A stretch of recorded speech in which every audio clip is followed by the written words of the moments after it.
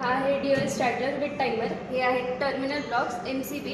SPP म्हणजे single phase प्रिव्हेंटर. हा आहे कॉन्टॅक्टर आणि हा आहे ॲडम ब्लॉक. कॉन्टॅक्टरमध्ये NOचं कॉन्टॅक्ट आहे आणि NCचं नाही, म्हणून आपण ॲडम ब्लॉक ॲड केलं.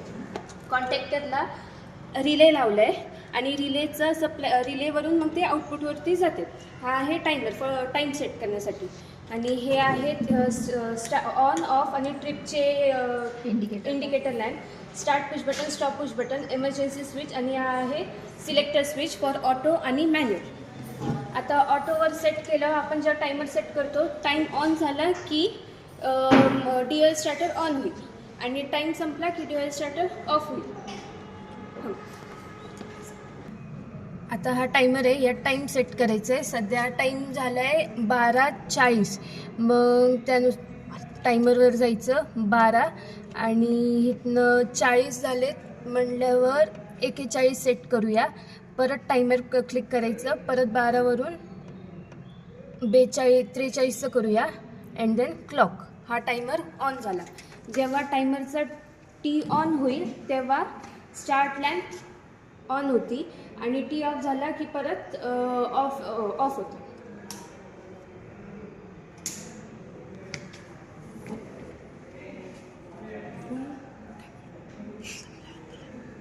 आता सप्लाय दिला आहे आपण. SPP आपला ऑन झाला आहे. टाईम सेट केलं आहे. टाईम ऑन झाला की ग्रीन लॅम्प ऑन होईल, म्हणजेच ड्युअल स्टार्टर ऑन होईल. आणि टाईम संपला की ऑफ इंडिकेटर ऑन होईल, म्हणजेच ड्युअल स्टार्टर स्टॉप होईल.